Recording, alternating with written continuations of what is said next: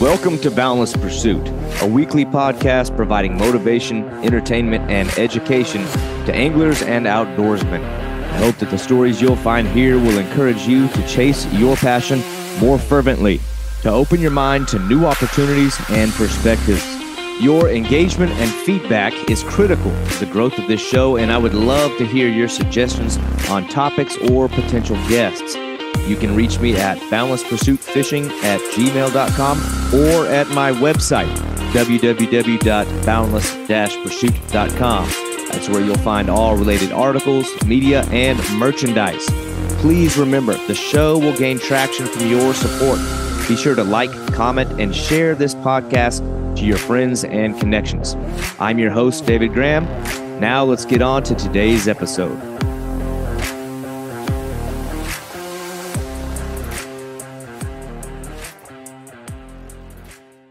My guest today is probably the most well-traveled American angler I've ever had the pleasure of talking to. Steve Ryan is a walking, talking bucket list, and his catches and his writing have been featured in Fisherman magazine and just about anywhere else you look. Because if you've spent any amount of time researching your most desired species of fish on the planet, you've probably run across photos or writing featuring Steve Ryan. And if you're like me, you found yourself online researching dream trips. And for whatever reason, it seems every time I search just about anything, I'm finding Steve's footprints there. So I reached out because here's a guy that's been some places, and I want to pick his brain because planning and executing these big, broad, ambitious trips is daunting and intimidating. So in this episode, we talk a lot about preparation. And Steve has been around in saltwater and freshwater. Giant trevallies, coral trout, dogtooth tuna, wahoos, triggerfish, and so many obscure species I've never even seen or heard of. I can't even count them all. And in freshwater, if you name it, he's caught it all around the globe. Anything from arapaimas, jowl catfish, paraiba catfish, golden dorado, the gamut of the Amazon, basically. In Africa, he's caught tigerfish, nile perch. He's caught giant snakeheads in Malaysia, the hard-fighting Papuan bass of New Guinea, and more than I really even care to list. And here on the North American home front, he's already tackled gigantic white sturgeon, muskies, alligator gar, and salmon. But he's just as happy to go out and chase a hand-sized bluegill or a red ear.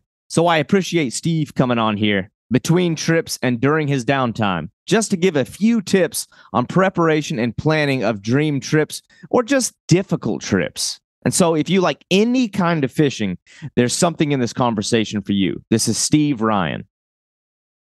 But There you go. anyway, I need to knock on my wood table. Make sure that doesn't happen.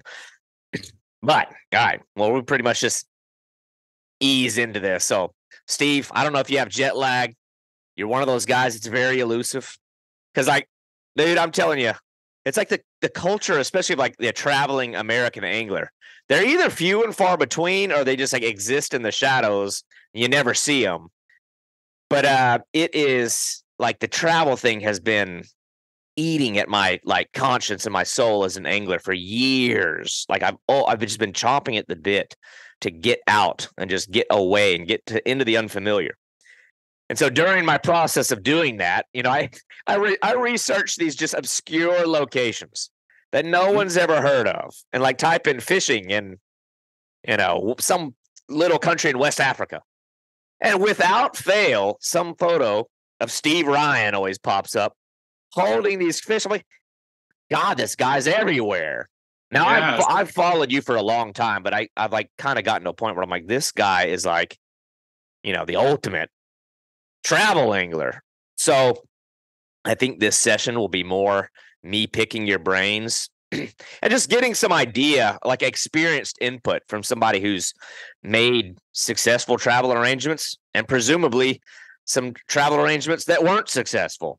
And we'll touch on both just to give some insight, because guys like me need to pick guys like yours brains if you're willing to divulge. But I don't know if you're coming off recent travels. I see your photos. Are you on a brief stop home, or are you just coming off a trip, or is there something looming? Where are you at right now? Both, all of the above. So yeah, well. Thanks for those words. I'm not sure if all of them are warranted, but I do get around most definitely. Sometimes pop up on the internet in the most interesting places or out of the blue places. That happens with me as well. I just got back from a trip from South Pacific and wanted to look up a certain species of snapper I had caught, and there's so many different snapper species. So I'm going through photos after photos after photos. And then I come up with a post of me holding that fish on a prior trip. And somebody reposted my photo saying, "What fish is this?" And somebody had responded about a year and a half before. So found it very amusing. That was like 2 days ago. But to your direct question now, yes, I'm just coming off a saltwater trip, popping and jigging trip to South Pacific, which was very successful. Oh. And I've got another one upcoming in January, and right before that I was in Argentina for golden dorado, and then before that somewhere else, and before that somewhere else. Yeah, so like I mean, it's a constant rotation. It's not in here. I guess that's the kicker too. I mean, if you search the internet or if you follow somebody's feeds and everything, you see all the big fish photos and everything looks great, and that's all they're doing is fishing giant fish, and they always seem like they're fishing. They always seem they're away. Of course, it's not the case with anybody. That's not the case with me. But you kind of see highlights of where I've been. Some years it's more on the international side, but I'm always doing a lot of fishing locally or regionally at least. Yeah, well, it's always fun and easy to talk about the high points. I don't know, man. I actually a lot of times think it's more fun and more entertaining to ask about the low points, because it's like it shows humility. It shows that you're realistic, and it's more relatable because we all fall flat on our face. You know what I mean? So we can get into some of the failures before too long. But when I look at a guy like you who's constantly on the move, why start there? Yeah, let's start at the bottom. Yeah. Let's get the bad stuff out of the way. Oh man. Well, it humanizes you. These will be all my failures. Exactly. We're classes in session. Can you back a little more? Yeah. How much time? Yeah. Don't start crying on camera. It might scare people away. I don't do well with tears. But no, man. It's at the risk of alienating people who have not done all these great things, I think it's better to start backwards. Now I don't want to go through the whole give me your life story. When did you start fishing? Everybody's origin story is usually pretty similar. But at some point, I don't know, dude. Like I know so many passionate anglers who spend their entire lives, I don't want to say in like a box, but it's like the interest on like what's on the other side is there. But I think there's just like, there's like this internal struggle or like this fear. The money's not there, or I'll have to wait. Like at some point, I'm assuming you went from like, I don't want to say normal fisherman, but like a guy that fishes more in your backyard to having these ambitions to go abroad. Like, so when did the trips out of country, I guess, like start? I mean, where was your first one? What was the process of getting through that? I mean, maybe you travel abroad just for family vacations before that, so you'd already sort of. There were no family vacations abroad. I'll go very briefly origin story, but yeah. So fishing all my life, seriously fishing, about the time I could walk. Photos of me, whatever, 2-3 years old with a cane pole. I can remember those things. We had a camper. We would travel, somewhat through the summertime, do rallies and everything. I can remember just briefly as a very young kid going to Florida to Disney World, and do not recall a thing about the theme park, about Mickey Mouse, or anything else. I remember catching a pufferfish from one of the canals there. I remember the big toads and giant moths underneath the lights in the parking lots. Where so there were no international trips when I was a kid. That was the extent of the travel we would do out of a travel all camper with a family of 6 crammed in there. 10 hours at a time, 12 hours at a time between pit stops and everything else. But so started at a very young age fishing. just had a compulsion for it. Grew up in the Midwest, so the typical Midwest species. And then why that's important is because it kind of grew from there. So you were familiar with certain species, you wanted to catch the biggest ones of those species. If they didn't have them locally, then it was going to a different state or then Canada. So, that's not glamorous at this stage, but it is international. So those were the first trips, probably as a young teen, saved up for, was able to do it with a group of guys who would line up the trips. My dad would go with. My dad was not a huge fisherman or anything else, but we would get to do, one of those every other year or something like that. But a lot of local stuff. And then, finally, when I got working on my own and saved up enough money, probably the first big, and then it was even beyond that, it was all freshwater stuff living in the Midwest. And then it just simply went to saltwater. So it was, a trip to Florida. So you had to catch, a tarpon. That's the next big species after you've done all the big freshwaters by you. And then it was, permit. Then it was sharks. Then it was Goliath groupers. It was Goliath groupers, on stand-up gear on the wrecks way back when you could actually land them and everything. This is going back 30 years. But that's the evolution. And then, okay, now you've done those saltwater species. Well, you can't catch rooster fish here. You can't catch Cubera snappers. The marlin population isn't great out of Florida. So, where do you go to then? So it was probably a bigger liveaboard operation out of Panama, Pesca Panama, out of Coiba Island. That was probably one of my bigger, international ones besides Canada. And then it's, where else can you go and where do you have the budget to do? So maybe it's Cabo. And then it just grew from there. But then it was even just all the other, big freshwater fish way back when. So it was doing white sturgeon, on the Columbia. It was going down and doing alligator gar before anybody was guiding for alligator gar. And just grew from there, the big drum down in Louisiana.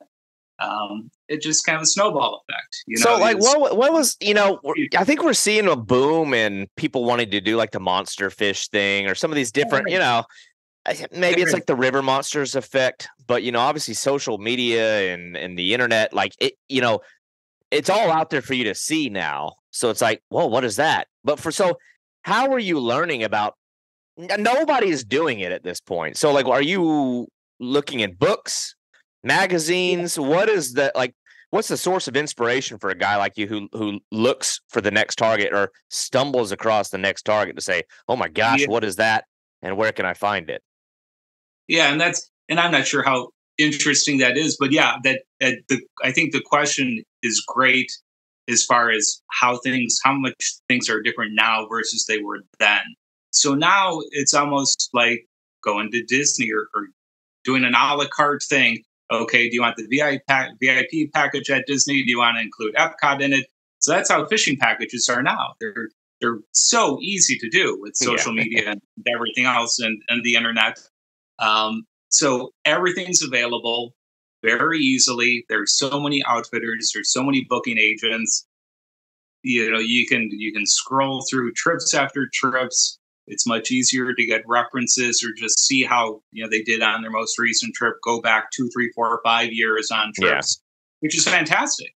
But yes, back in the day, it was a whole lot lengthier process in order to do the research.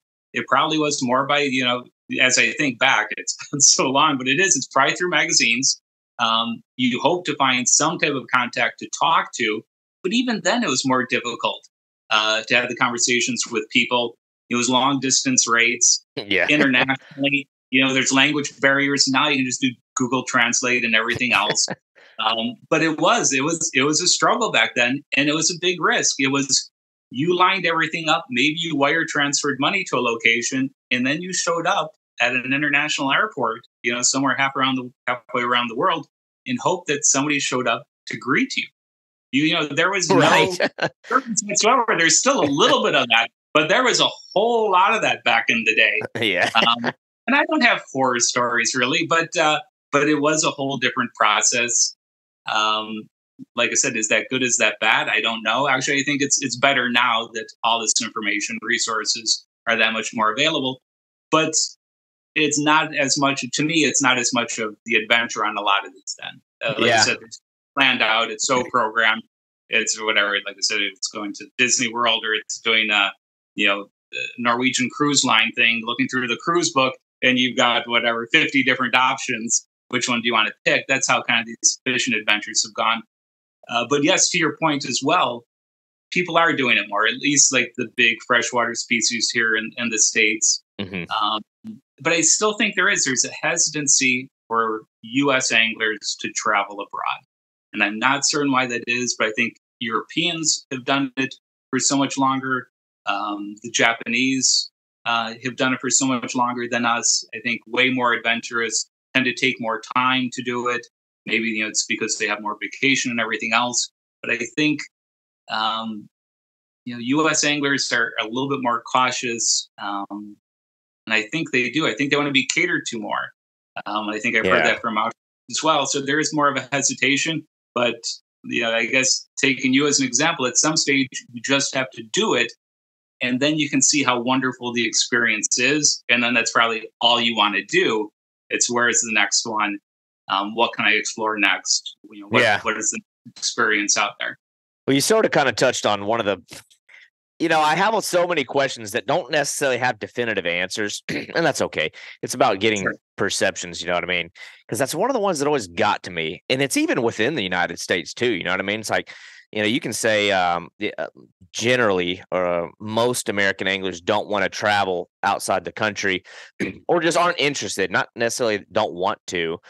But you can also say even within the country, even within their own geographic region, like within an hour from home, there's certain species that they don't want to touch. So it's like, it seems like a lot of things around here are more, I don't know, categorized in like, you don't know where that comes from. It's a different culture thing, I guess. So I guess it's an impossible question to answer. Why are American anglers not doing it? But I don't know either. And I think we are. I think this is beyond the fishing subject. I think we are kind of isolationists in general. As Americans, I think we've got the two major oceans on both sides of us. Or feel like we can be independent and isolated from the rest of it. Whereas, like I said, you go to Europe and the countries are so close. That there's a whole lot more travel in between. So much more history of travel in between. There's so much more colonialism that was in the past. So, the British are so easy to go to India. They do the Mashurs, do the Gunch and everything else. Because, it was a colony of theirs. They grew up, that's in their history. Same with Africa. They had roles in all of this country, major roles in all of those countries. So I think we are. I think we're just more isolationist than most. And the side is, generally we're, kind of one of the wealthiest countries out there. You would think that we've got the resources to do it, and that's what's holding back people from those other countries from doing it. But we don't seem to travel as much and do the adventure fishing as much as the people in Europe and in some of the Asian countries. Well, I kind of got that impression on my recent travel, where it seemed like there's this idea that like the American guys like are more willing to throw cash around. So I was like, maybe it's not a money thing, but then again, like, I don't know. Like, I also think we're just so spoiled here with things that, and my wife, I know if she ever listens to these, she's got to laugh because she's like a financial guru. Like I'm talking about like this walking computer of like analytical number crunching and stuff. Me, I'm just like, if I see it, I want it and I'm going to go get it.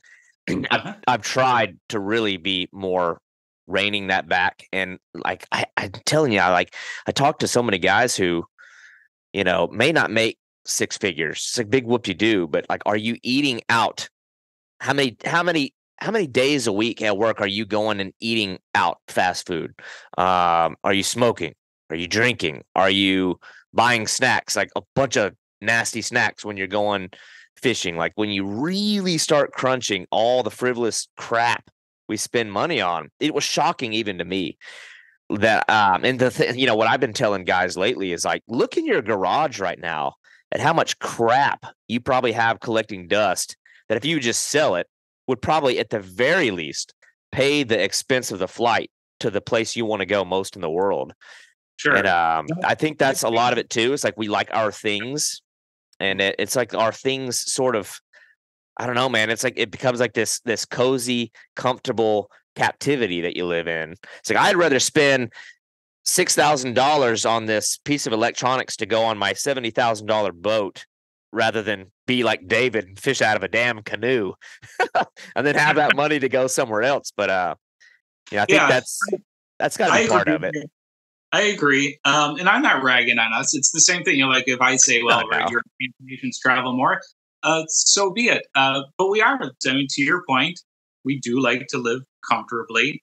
We're a very commercial society. It's just the way it is. But if you travel, you see how other people live. If you're mentioning the clutter in your garage, they don't have a garage. There is no clutter. They can't afford any clutter. But that's not the point. They're very happy in everything else, and you strip away all that stuff, and you're really not missing out on much of it. And once again, that's goes on a tangent there.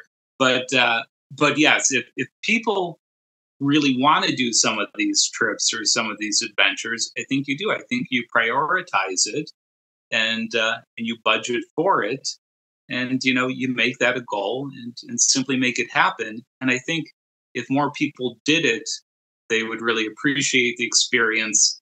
Just seeing how other people live. To your point, so like you said, the clutter in the garage or in the house and everything else. See how other people live around the world. Appreciate more of what you have, and maybe appreciate that you don't need to have more. You just need to kind of have your focus on the things that are important to you, whatever they might be. Yeah. Well, I'll say, like, I think I was open enough to like what I would get out of like my recent trip. But I do think most of my ambition was to go there and catch big fish. That was the purpose of the trip. The purpose was to go catch big fish. And people are saying, "Oh no, just make sure you soak it all in." And it's like, you get told that. But I'll tell you, like, that was my biggest takeaway, was not some of the fish that I caught in South America. It was really, like, to your point, interacting with different cultures, different communities of people. I'm like, this is like, I don't know, man. It's like, now that I've done it once, it's like, it has like infected my mind to the point it's like, it's all I can think about. So I think a lot of people just have to break through that initial wall of just biting down and cannonballing in, even if it means being a little reckless. But anyway, I know a guy like you. In fact, I think I might have been one of those people messaging you in the past, pestering you.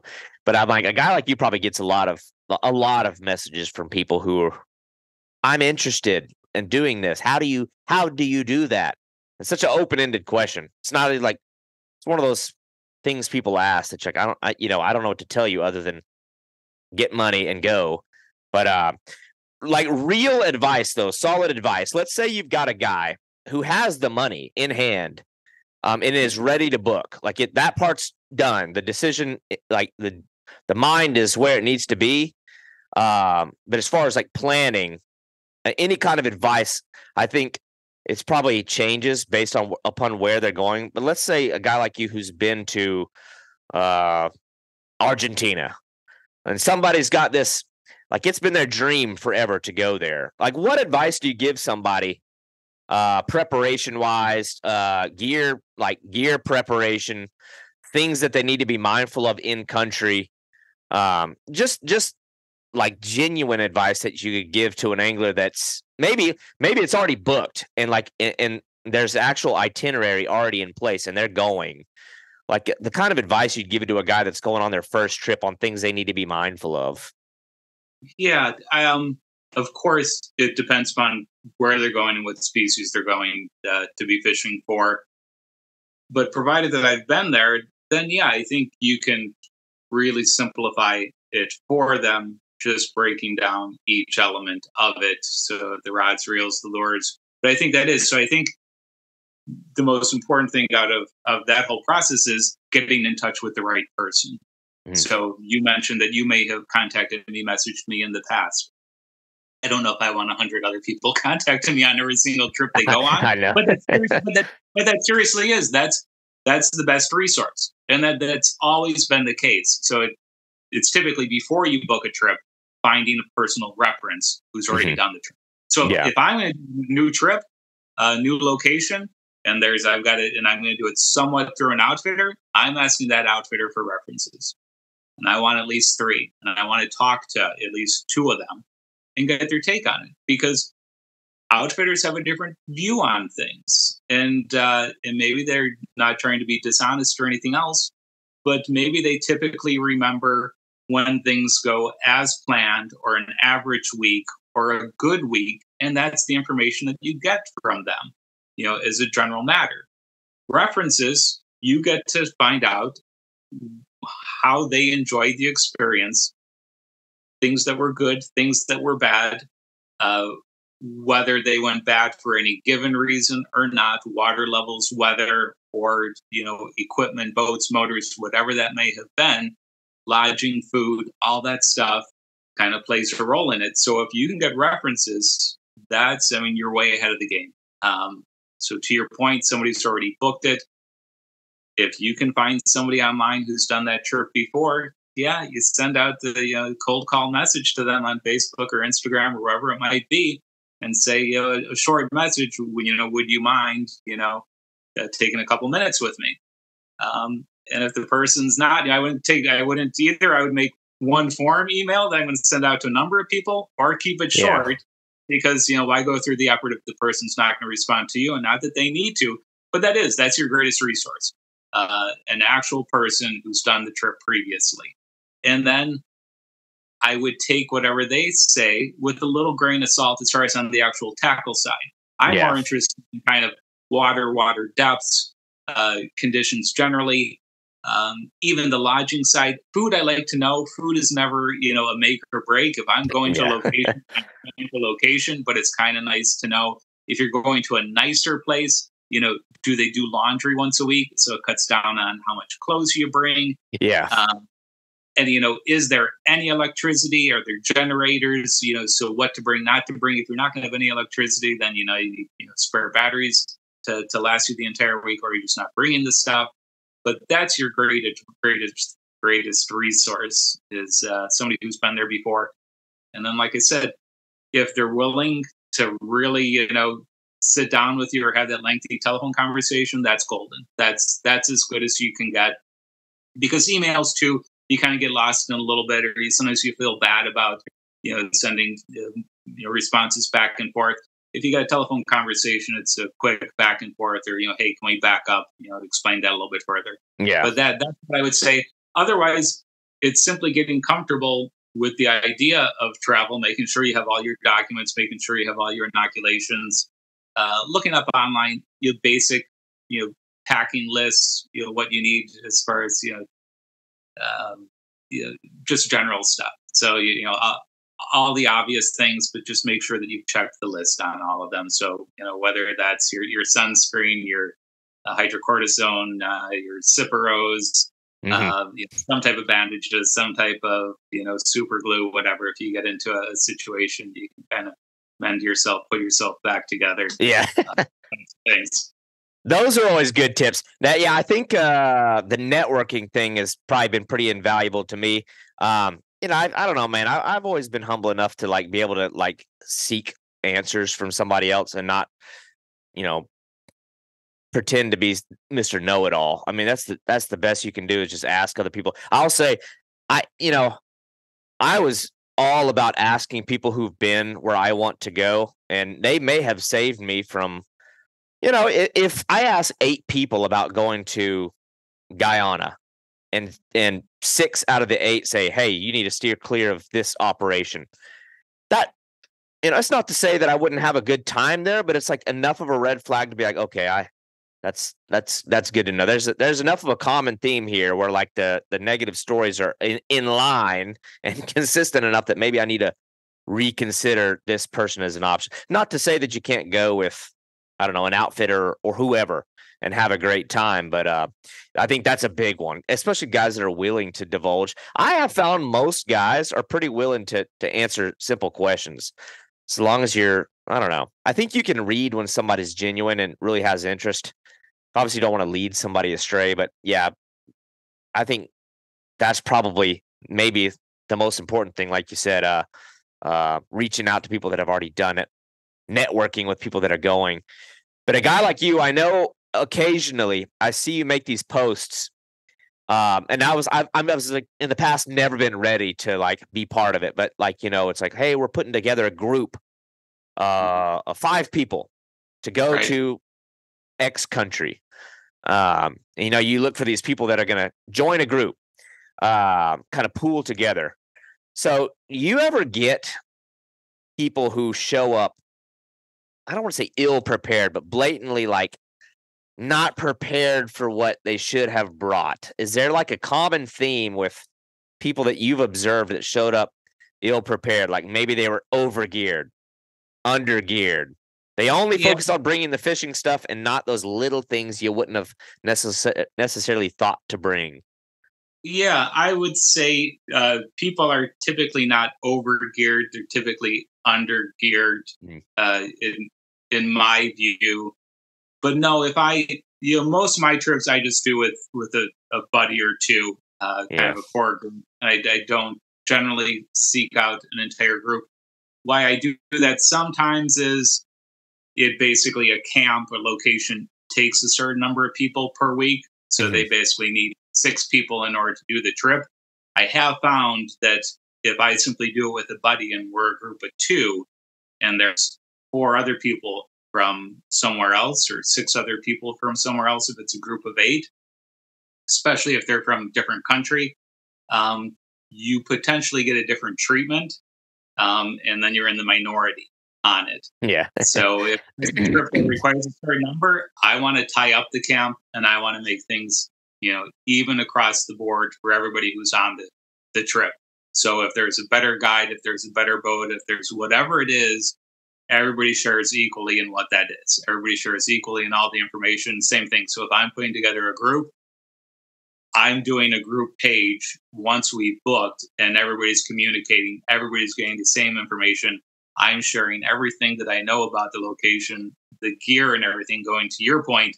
So long as everybody's taken my advice, they should have at least decent gear. I also tell them, feel free to vary from what I'm telling you. Yeah. If you have favorite lures or you like to fish a different way, because I never claim to know everything about anything. Right. So that must be a great thing. Somebody brings something just kind of out of left field, but it works or it's very successful. So that's fantastic.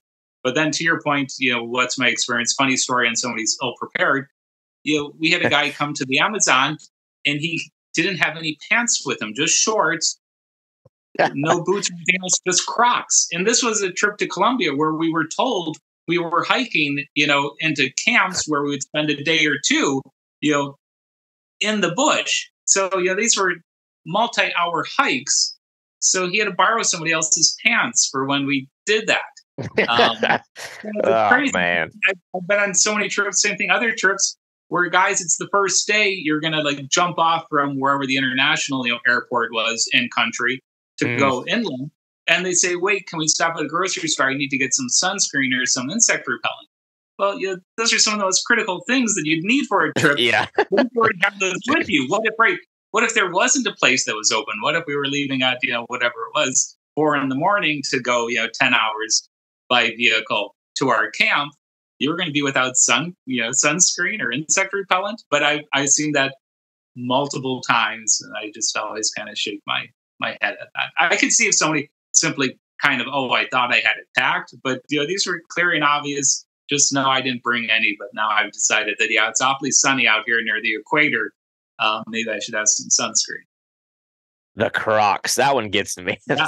I am like anti-Croc. No offense to anybody that wears them, but I'm just like, I just don't know what the benefit of them is, other than they're made of rubber and you can get them dirty and spray them off and they're easy to clean. But I don't know where the Croc thing has gone crazy.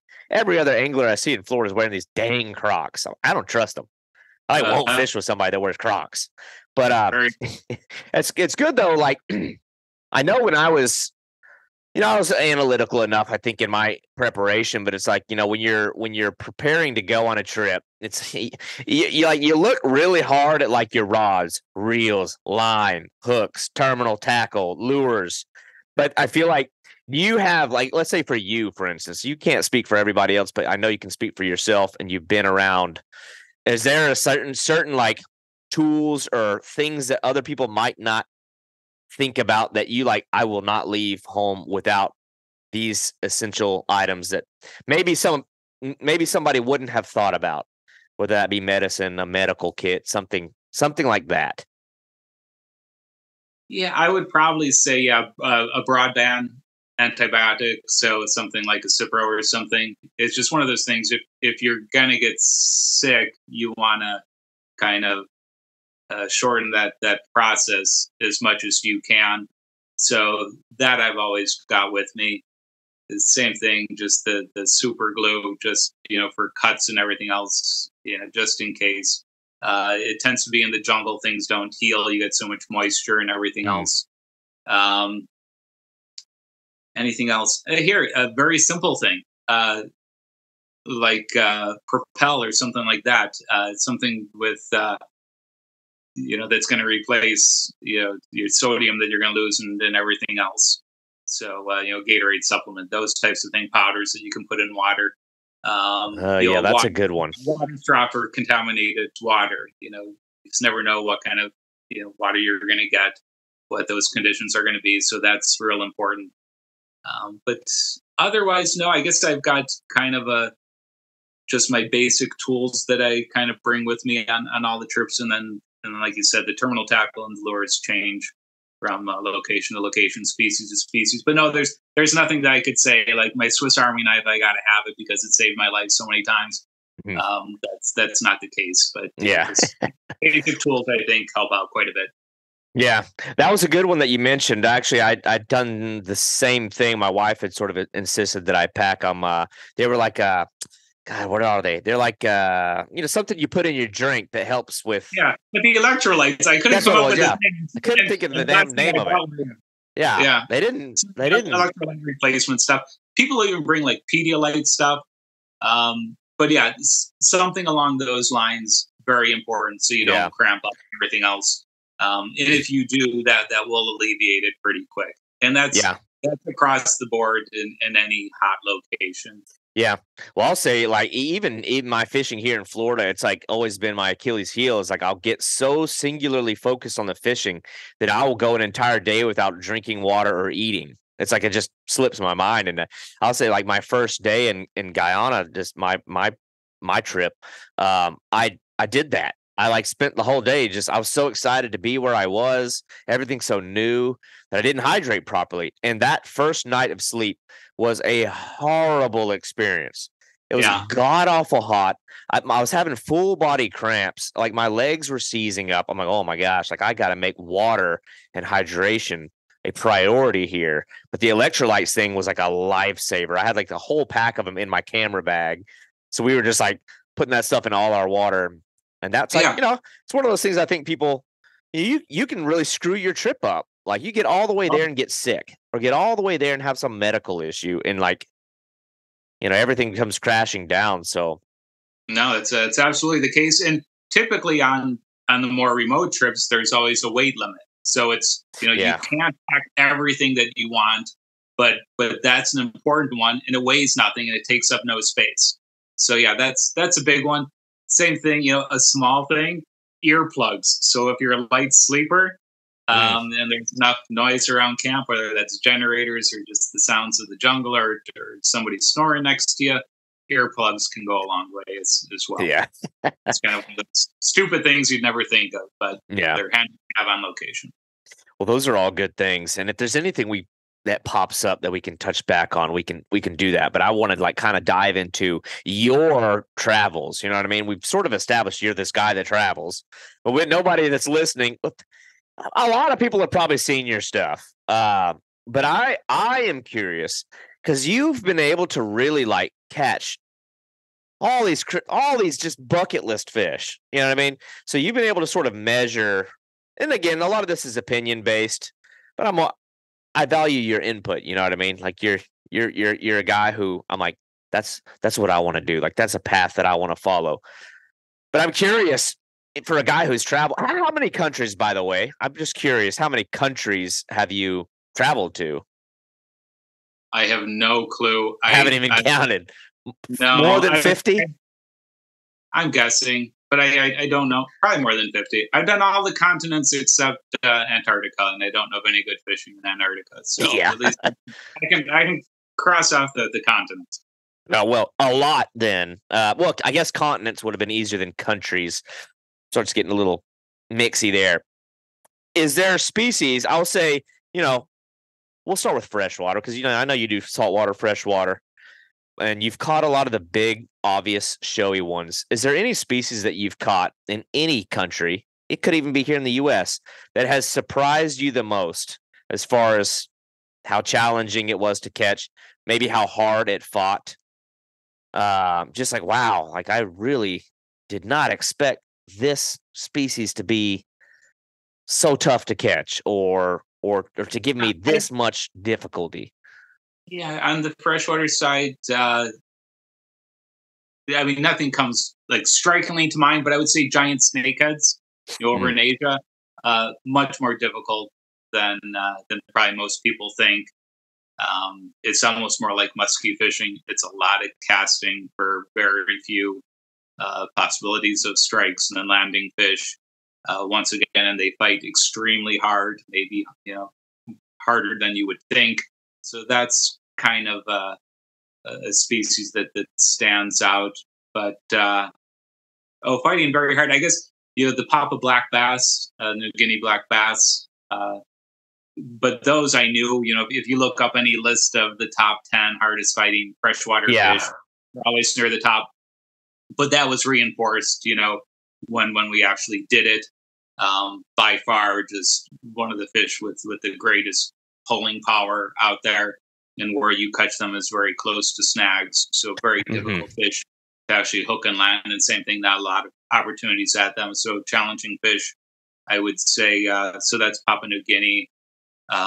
Yellow cheek carp in China and Asia, same thing. Very difficult fish to catch. Very, very wary fish, especially when they get to their top end size.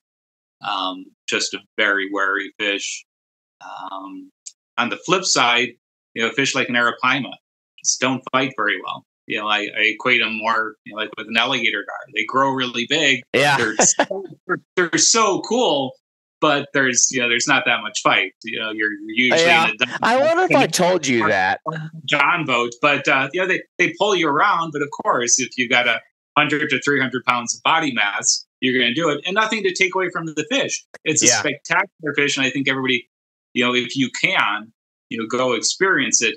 But you might, if you had inflated what that fish was potentially going to be, it could be a bit of a letdown on the actual fight and the endurance and everything else. They jump and thrash, which is spectacular. The locations where you catch them can be just gorgeous. So all of that is on the plus side. But if we're going to take the opposite of something that shocked you in a positive way, something that shocked me, it's not as fighting so hard, would be the arapaima. Yeah, that's funny you mentioned that. I wonder if I said that to you. I almost didn't want to bring that up, but that was sort of my experience. Granted, I've only caught one, but my brother and I remember thinking I have dreamt of this fish since I was, in like the 4th grade. Yeah. I mean, like obsessed over the idea of catching that specific fish was like the reason to go to the Amazon for so long. And I was just like, it was still an amazing thing to hold and appreciate, the prehistoric features and just it as an animal and what it represented to me, like the nostalgia behind, physically manifesting this moment. But the fight, I was just like, I actually think maybe, and it could be the river element or like the main body river element. I was like, I think some of the like alligator agar I've caught may have even pulled harder than this thing. That was kind of a big slug. I would call it a tie. Is what I would call it. But maybe, yeah, maybe. And then on the flip side, so I put those very much in the same category, and in the same category as being just so unique and Yeah. just amazing fish, just in their anatomy and everything else, and their history of being incredible. And then the third one would maybe be the white sturgeon, but they actually fight hard. Yeah. I think they've got About a to say lot my of sturgeon kicked my ass. Yes, I did them not that long ago after not having fished them for many years, and did them on the Fraser last. And same thing, we had heavier gear, and when that fish was under the boat and decided that it was going to continue to go, it was going to continue to go. It wasn't. Yeah. I'm going to stop this fish. We're going to get this fish on film, and we're going to end it here. No, so maybe three fish close in that category, but I would say, yeah, the fight on the white sturgeon, they still have it, along with the other features, size, uniqueness, and history, longevity of that species. My sturgeon that I caught it on spinning. I actually caught it on pretty much the same gear that I've caught all my alligator gar in the arapaima on. So it's sort of like, at least I'm using the same hardware essentially. I mean, I'm not ashamed to say that was probably the closest I've come in a long time to literally asking for help. I can't do it. I cannot ask for help. I'll never live it down if I ask for help. It got bad. And we were fighting it from the shore, so it was like it was tough. I'm like, we can't go after it. Yeah. I think a little bit of that is them getting the current behind their shoulders. Like, they're in these bigger rivers, but I was astonished at the power that thing had. It was brutal. Yeah, they got a lot of power. That's a great fish. But the what are they called? Papua black bass, New Guinea bass. Is it the same thing? It is, and they're young. And that seems to be consistently with some of the guys that I've talked to that have traveled. Like, that one's always one of the ones that people mentioned. When we were in Guyana, this group from Taiwan was there, group of guys, and they were all like gloating over those fish. And I'm just like, I wonder, like, I mean, it looks like almost like a little cubera or something, like a little. They look like snapper or something, but they are, and that's because we had always referred to them, and that's just, I believe, the American name or whatever English name for them is, right. They would call them, right, Papuan black bass or New Guinea black bass, but no, now they've started to change it to New Guinea black snapper, because it is a snapper. They haven't done enough research on it, but I know that they have indicated that some of those fish go out to the ocean to spawn. But I also know of populations way upriver, obviously freshwater, where they could not possibly get back to the ocean. So those fish are reproducing, in freshwater as well, from what I can surmise. But it's in the snapper family. So that's what you're dealing with. You're dealing with the snapper, typically in a river setting with a lot of wood. Yeah. And a fish that, is just very difficult to turn on a dime with your gear. So that was the old story. It was really the Australians who would take advantage of that fishery. Obviously, Papua New Guinea is very close to them, so they would go across. But the old story was they would take their 5,500 Abu Garcias or 6,000 or 6,500 Abu Garcias, and then take a pliers to the drag and totally tighten them down, and then they would still get spooled and everything else. But very hard fighting fish. They live up to their reputation. Yeah. Now I know this one's pretty much. I don't want to say it's impossible to answer because some fish are bigger than others, but it's like, is there one for you that sort of stands out as? Yeah, I guess the easiest question is like the strongest fish, the most powerful. Let's just say pound for pound, or not even pound for pound, just sheer power. Is there one of them that's like has separated itself from the pack? It's like, man, these got to be them.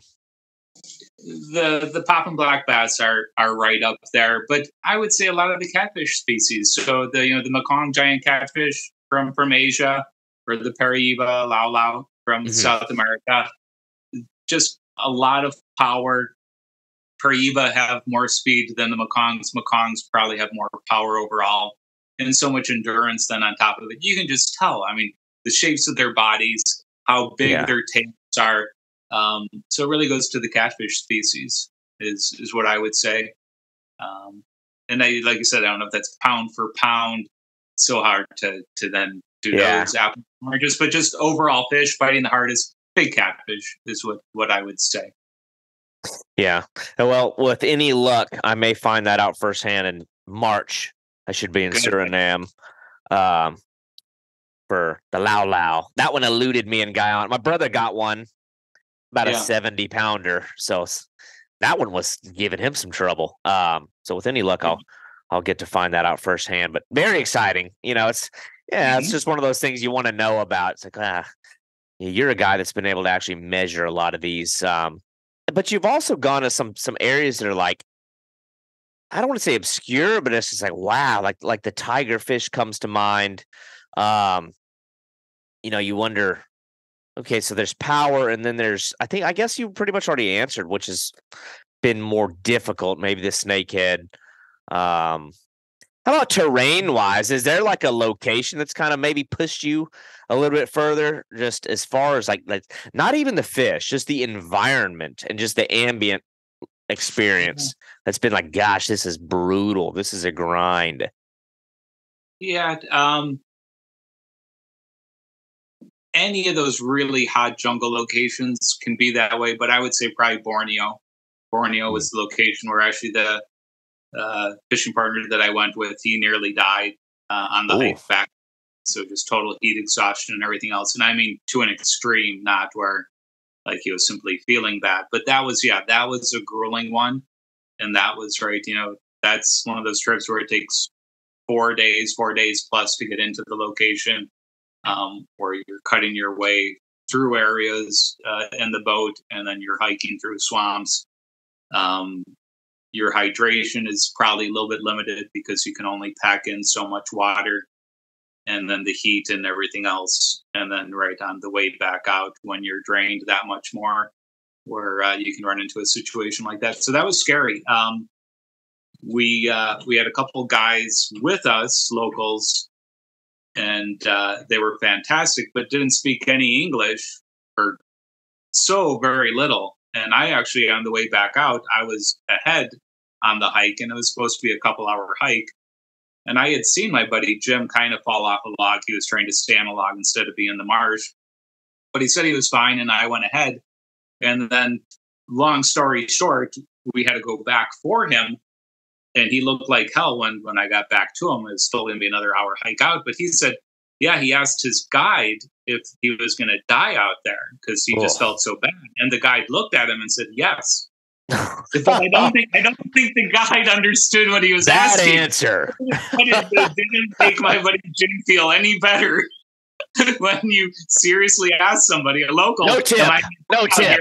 And they don't hesitate and say yes. So, it's humorous. Now, the bad part was that, I had fished with this guy for quite a bit and everything else. His mom had actually sent me a friend request on Facebook, so I had accepted it. It's out of whatever kindness and everything way back when, before this trip. But when we were trying to get him out of there, I was thinking, if he dies when I get into cell range, am I going to have to communicate with her on Facebook Messenger to let her know that her son is dead in Borneo to make those arrangements, to get him back? So just, one of those weird experiences. And obviously it turned out fine. Yeah. But no, that was a more grueling one. And those things can happen. And same thing. And you get dysentery and locations and everything else. And that, makes you feel terrible, and you can't, it's hard to kick that and everything. So those things come up on trips. Yeah. Well, that's, not to laugh at the situation. It's, Well, you can't after the fact. That's, we had touched on it earlier where I was asking if you'd had any, we use the term horror stories. And again, I know a lot of that can be a perception thing. I've been in situations where, I don't know. It's like when the difficulty comes knocking at the door, it's almost like you have a choice between letting it like consume your mind and like letting like you're just all of your attention and energy go into fretting over the difficulty of what didn't go to plan, and it's like your mind will conflate it and make it worse than maybe it is. But a lot of my stories that are my favorite moments that I've had in fishing sometimes involve the absolute worst shit. You know what I mean? It's like you almost like selfishly and maybe ignorantly want to have something to overcome. At least this is me. A lot of times I'm like, I'll approach every situation knowing, okay, something bad is possibly going to happen. And I think if you can like come to peace with the idea that like your itinerary might not be like the checklist mentality where everything's supposed to go according to plan. Some people, if the first thing doesn't go to plan, I forgot my pants. This whole trip's a waste. Everything's chaos. So I guess, one person's horror story might be another person's awesome campfire story. So it's sort of perceptions. Sure. I don't know. Maybe some people just shouldn't travel, but I think that is the case. I think that's personalities, mentalities, how you deal with adversity. And on your point on that, I think it is. I think it's people's personalities as well, how you deal with adversity. Whenever I line up a trip, and if I'm going to invite additional people or new people on a trip, that's the most important thing to me is kind of the personalities behind it. Mm-hmm. Because it can ruin a trip. It's just like you said, if you got somebody who has the personality when one small thing goes wrong or even a big thing goes wrong and it's just going to be negative then throughout the remainder of the trip, it's a drag on everybody. It's a drag on the trip, and then it's a drag on the experience. So to the extent you can vet people and find out that they have personalities and priorities that are consistent with yours and have the personality to do the trips and overcome some adversity, I think that's very important from a planning standpoint. That's critical because things are going to come up. Nothing, very few times does everything go according to plan. So it's just a matter of how you deal with that going forward. Yeah. Well, so long as it's not something catastrophic or life-threatening, you almost should welcome the curveballs that get thrown at you and appreciate the opportunity to like prove your resiliency. Yeah, I get the sentiment. But here, I guess I'd almost, and I get where you're coming from. Yeah. I would say I'm a little bit more the opposite way, especially if I'm the guy lining up the trip, then I feel more responsible. So I do. Yeah. I try to make certain that things get back in line and things go as well. You definitely don't wish it upon your partners. No. But once again, if it does go wrong, then embrace it. And hopefully you can chuckle about it afterwards. Yeah. We'll be capable to overcome it, I guess. That's the thing is like your capability to overcome that stuff. There's a hardening process. Like you have to have experienced, I think, failure a few times in some capacity to be able to be like, okay, things aren't going the way they're supposed to. I mean, reach into the archives. I've been here before. Then you can handle it a little bit better. I think back to, I don't want to throw people under the, I've been on some trips with some people that I thought had more fortitude than they actually did. Matter of fact, I was on an alligator guard trip. This is like, we go on our own during the heyday of when I was doing that a lot. And again, you get these guys like, oh, take me. Oh, I really want to go do this. I'm like, I'm telling you, man, like there's times where we are dying out there and it's not all catching and doing well. And this trip was not going well, and especially for this particular person. I mean, not going well at all, to the point that he ended up booking an early flight out of there, gave up on the trip, and we'd gone 4 days without even catching and we were catching little, insignificant fish. And the day after he left is when we found all the big fish. So I'm sitting here sending him the photos. You don't want to be that guy. You missed out. You lost out. Like your money's gone. But anyway, so yeah, I mean, and I know I haven't talked too much on the saltwater side of things. What I'm interested in is like your travels. Are they prompted by business? Like, is there I know you do a lot of writing. You're very involved in publications and things like that. How much of what you're doing is Is that the purpose, or how much of it is just like, I want to go do this? I'm like, well, what's the strategy behind this? Do you know, like, a year in advance where you want to go and when you want to be there? Or are these like assignments you're being sent on? Yeah, I don't know if it's 50-50, 60-40, business, personal, 70-30. I don't know what percentage year to year that is. And then things come up last minute on the business side of it, where somebody will have to cancel out, somebody's sick, or somebody can't make it, or there was scheduling. Somebody got double booked into a spot, and then I kind of slide in there. But there's always a couple that are on the personal, nature of it. And yeah, I would say about a year in advance, I've got a pretty good plan on where I'm going to be for the most part. Some of them are kind of penciled in, and then whether it happens or not, that's dependent upon a couple other things I know that are up in the air. But otherwise, I got a pretty good grasp of at least, half the trips that are going to take place, or maybe a little bit more than that.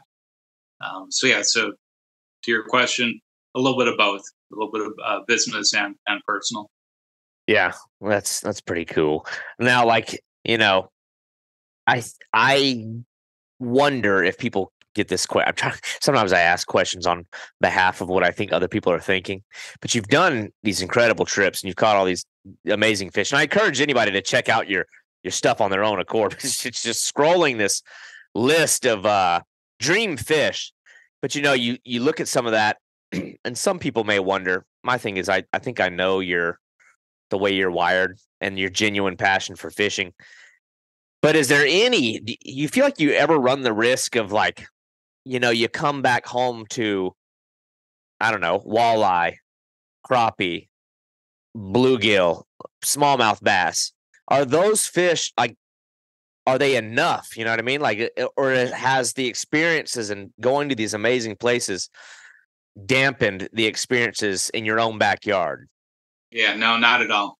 Not one bit. Sometimes it's very odd. I'll go to a very cool location and I'm almost thinking, what am I missing back at home? Because something's just hitting its prime. And not that I, regret one or the other, but no, I very much enjoy and cherish the fishing that I have regionally around me. And it doesn't really matter. Of course, I would like to catch the biggest, hardest fighting species I can. And if you could do that all the time, then maybe that's great. But I get the same enjoyment and joy out of catching, a species that's much smaller versus one that's giant size. I enjoy catching bait in order to catch a larger species, and it's the same experience to me, which may seem odd to some. No. But not to say that I'd simply want to catch a bunch of small fish. So if locally I've got bluegills that go to 9 or 10 inches, I'm not going to go to a lake that's got 6-inch bluegills and fish them for 10 hours straight. There's no joy in that. But if I go to a spot where I know I've got a shot at, a 10-inch bluegill and most of them turn out to be smaller, well, then so be it. And if I just got back from fishing golden dorado in Argentina, well, that's fine too, because I don't live in Argentina. So that's a once in a whatever period of time, several years, that I get to do that. And then I probably cherish that more because of it. But no, I'm not one of those guys who could simply do 3 big trips a year. And then the rest of the time I'm fumbling around with gear or doing something else. I think it's just it's the compulsion to be out there, to have the experience, go through the process. And I love the variety. The variety is everything. Yeah. I think a lot of times when you're fishing, it's like the experience transcends just the fish in a lot of ways anyway. It's the opportunity to get outside, to stay grounded and, like, I don't know, man. Like, I was, it's funny. Like, when I came back from Guyana, this was like the height of my, up until this point. It's like, this is, I think these things exist in steps, but I was so eager to come home and just go into, like, the swamp and just sit in my canoe and, like, I catch flack for it too. I think maybe me and you are like-minded as far as, it's funny when you mentioned the bait thing. You get the people that get on their high horse and they, like, absolutely refuse to ever use bait. Like, there is a difference between going and buying shiners and then going out and like understanding the ecosystem as a whole and how it functions. And you can get a real intimate understanding of how everything coexists with one another and how the food web in your backyard operates by understanding the food source. And you do that by how you're going to harvest. I mean, I love doing the food chain challenge just by myself, working my way up, because I think you get a way better understanding on how that water system functions when you get to know the bait. And I'm right there with you. I love going and harvesting my own bait and using that bait. And there's a time and place to really work for a fish and fool a fish with a piece of plastic or a piece of metal or a piece of whatever. It's also another time and place to just sit and stare at a stationary float for hours without losing focus. It's like, that is, I try to tell, I get these weird looks every time I tell people. You'd be amazed how that can actually be more difficult than the styles of fishing that are more proactive. I mean, if I'm throwing lures and I'm really engaged in the process the whole time, 3 hours can feel like 3 minutes.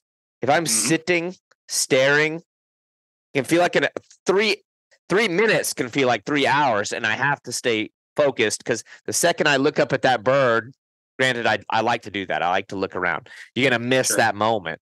But yeah, I'm interested like that. That I actually almost had more interest in what you do in your own backyard and in your own free time than some of the travels. I mean, the travels that's like the more sexy thing. That's like the more awesome thing. But you know, I always kind of wonder, like, man, what is like Steve's fish when he's at home? Is there certain species that, again, you know, I feel like people have their favorites, but then people are like, oh, my favorite fish is the next one.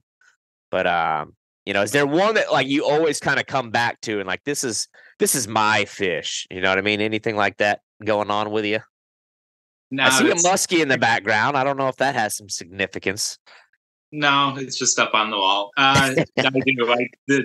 To be totally honest, no, I like them. I like them all, and I like that we do have the seasons where they're peaking at different times. So I think I do. I like the transitions in between, the looking forward to that.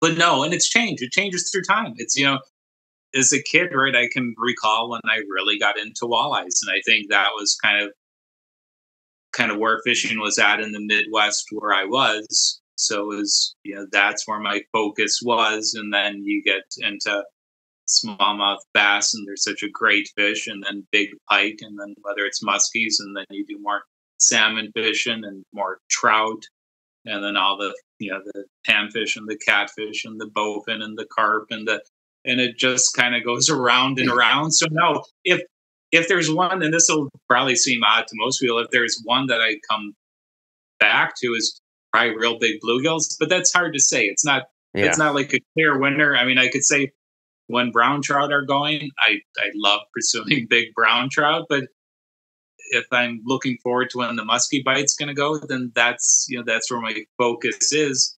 And it's a great focus, and it's a hard fish to catch. And if I can't get big pike here, you know, then it's where can I go to catch them, or whatever like I said, whatever that kind of next species is, that's kind of where my focus lies. And then that's where the enjoyment lies. Yeah. But no, there's not one that's far and above kind of my favorite on the local scene. Yeah, that's always kind of a hard one to pick, I think, sometimes, especially for guys that are multi-species people. Yeah, that's a real tough one. Yeah. Well, you know, I think a lot of American anglers are like, they're just not at that point where going on something real, like ambitious, out of country with a lot of travels. They may just have not quite gotten to that point where that's not piqued their interest. Like, you know what, that seems interesting, but I'm not there yet. And then, you know, when you really think about what we have here in the United States, or just in North America, I mean, we've got a phenomenal fishery, a very diverse kinds of fish. So maybe, like, you know, somebody who does want to try something different, are there certain species that you've encountered that may not be on the typical person's radar that they ought to take into consideration? I mean, you've got your big showy ones like an alligator gar and a white sturgeon, but are there some fish that may not be on the radar for somebody that's open-minded enough to try something new that you'd be like, man, y'all need to look into, I don't know, these 3 fish, this type of fish may be in your backyard, and you need to go figure out how to try to catch it. Well, if you're just going to say across the country, then I would say probably down by you. And I think you may have covered this recently, but I think the diversity that Florida has on the freshwater side and the canals and everything else is something that people should explore if they're so inclined but don't want to go out of the country, more on a budget. So if you can do the butterfly peacocks, if you can do the clown knightfish, if you can do the various gar down there, if you can do the various cichlids, the Mayan cichlids, everything else that it has to offer, I think that's the snakeheads down there, of course. Otherwise, I would say, catch as many snakeheads as you can. Go and do the northern snakeheads in Maryland and everything else. I think that's a very unique one, and I think people would appreciate them more if they went out there and actually experienced them. Yeah. But anywhere across the country in your backyard, it's hard to say. Maybe seek out a new species and then spend the time to try to learn how to catch it. Grass carp are a great one that kind of comes to mind. Can be very difficult unless you've got them in an area where they're fed regularly. Yeah. Traps or bread or something like that. But that can be one that that can take you down a certain rabbit hole. Just to learn the fish and get some level of success with them. But they're available in enough places. I mean, most people turn their heads at common carp. That's a very hard one to catch when they're big, wary, especially clear water. So I don't even know if I would send somebody down that avenue. Yeah. I would say pick a species you haven't caught before that exists locally. Research it and figure out a way to catch it. Yeah, that's all good. It'll make you a better angler for all species. Right. Yeah, for sure. I mean, I think we should seize every opportunity to test ourselves against as many different variables as possible. I don't understand, to each their own. Some people fall in love with a certain kind of fishing or a certain kind of fish, and that's where their interest ends. It's like that's the ceiling is there. But yeah, I think well, you know what? What's good is I think we're living in the culture shift right now where it's like more people are turning with open mind to fish like alligator gar, long-nosed gar, carp, buffalo, like things like that. You're seeing a lot more. It's great. I mean, it's great to see that. So I don't know, we spent a little bit of time kind of dogging on social media before we started recording, but if there is any silver lining, I would actually credit a lot of that to some of the growth in that, because there's more communities around it sort of building. People are seeing that it's not this weird thing. The snakeheads has become a massive growing culture. My goodness. I mean, that one's exploded. That's incredible. I can remember going down in the early 2000s down to Florida to fish the bullseye snakeheads down there. And, on good days, we'd have, 30, 40, maybe more than that fish for the day. But and anybody that saw you catch them wouldn't know what they were. Or if they did know, they would say, you got to kill that thing because it's going to eat all our fish. Yeah. So that's kind of the mantra down there. And right now, guys are so guarded about their spots because, they have become more difficult. Mm-hmm. They're more cherished and everything else. So it is funny how things have come around. Yeah. The northern snakeheads too. Hell, Florida's at a point now where, like, if something new shows up, people will accept it within days because it's all too far gone. There's monitor lizards crawling around. I got iguanas in the bushes in my backyard right now. It's like, I don't know. I think people here see something new as like a new thing to try to catch, whereas like the northern snakehead's got a little bit more of a hill to climb, but even there's just like these massive interest groups. People are going crazy over that species of fish. Like that's like the next big thing right now, it seems. But I think that got overrun with the bow anglers and everything else. So I think that's taken a big toll on that population. Yeah. But otherwise, I think guys were really starting to enjoy catching and releasing them as a sport fish. But I think that population has taken a hit because of that. Yeah, that one's it's a lot different than our snakehead. It's almost not even comparable. That species has like blooms. It seems like they show up at a new place. They have an initial boom, and then it's like they just fade away. I don't know if it's like our native species adjust to them and start overtaking them. I know, like where I've gone in Virginia, it's like the bass are starting to like blitz on the fry balls. Like everything's sort of learning. Like the blue catfish thing there's out of control, eating everything. Yeah. It's like I don't know. It's like the snakeheads prevail when everything has to adjust to them. But once our fish do adjust to them, and the bow fishermen and the other elements, I don't know. Just doesn't seem like they can stabilize for some reason. It's like they have booms. They have like blooms. It's interesting fishery. But yeah, man. Well, listen, Steve, your time has been valuable to me. You've been a guy I've been chasing for a while. I'm like, you know what? I'll stay patient.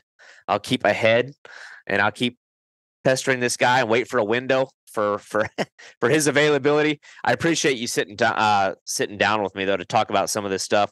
And you're a guy that I'll continue to reach out to for pinpoint, for opinions on things or any tips or anything like that. Who knows? Maybe one day if you have an opening in a group, we'll cross paths at some point. But maybe an inevitable thing, because I'm like all about getting out there and trying new things now. But that's fantastic. I hope we can. Hope we can do a trip together at some point. And I think that's what it's all about. I think if people would make the jump and just do one international trip, I think more guys would enjoy it and find the value in it. And I think it's a real eye opener for just so many reasons. So yeah, glad you're able to do it. Hopefully you're able to do a whole bunch more. Can't wait to hear the stories. Well, I don't think I'll be able to do it as frequently as you, but I'm pretty content with doing them on the occasion. Gives me something to be excited about. Not that my fishing in my own backyard doesn't excite me plenty, but anyway, where can people go to see some of your catches, see some of the stuff that you've done, whether it be, I don't know, Instagram, a website? How could they find you to see some of the stuff that you've got, or to ask you questions about travel? Yeah, Instagram or Facebook, and I can send you that stuff. I'm probably a little bit more guarded on some stuff. So like on Facebook, most of my stuff I just share among friends.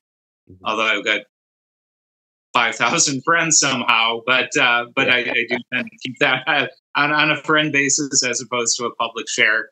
But I throw the stuff up on some of the stuff on Instagram. So either one, they can contact me there, and I'm more than happy to help out on locational stuff and everything else. General trip stuff. The thing that I don't do is, just is kind of funny because we talked about it just briefly before we got on, is I'm not a big one to share like exact locations. I find no value in it. I think it's great if people simply do their own exploring. I think if you put too much out there on a specific location, you're just going to wind up ruining the location. So it really does no good for the resource or anybody else who's put in the time and effort to learn the spot. But just generally, sharing information on doing trips and everything. Or if it's with an outfitter and I've done the trip before, I'm more than happy to help people out. Yeah, well, that's always my favorite response I get if I post some sort of unique catch that's got plenty of details in the captions. When somebody's response is simply "where?" ? Buddy, oh my gosh, block. But totally get it. But that's the world we live in. It's easy enough to ignore. Sure. I feel like you can usually tell when somebody's genuine and authentic and make smart judgment calls. Don't get burned. We all get burned at some point. But anyway, man, well, you're easy to find. You know what I mean? Like I said, simple Google search of any of your dream fish, people listening, are probably going to yield a couple of Steve Ryan photos. Articles are out there. You've shared the information already in many capacities, whether it be through In Fisherman and some of the other outlets that you've written for. So I appreciate your time, Steve. And we'll be in touch about other endeavors. Got to pick your mind. I got a couple of upcoming trips that I may need some input on. Sounds perfect, David. Appreciate it. All right, man. Have a good one. You too. Bye now. Thank you for listening to Boundless Pursuit. Tune in each week as we bring stories and insight from uniquely talented anglers and outdoorsmen. And if you enjoyed this show, I want to hear from you. Be sure to leave a 5-star review, as this is going to drive the growth and exposure of this show. And if you have feedback or guest suggestions, I would love to hear from you. And you can reach me at boundlesspursuitfishing@gmail.com. For all other collections of media and contact information, please visit www.boundless-pursuit.com.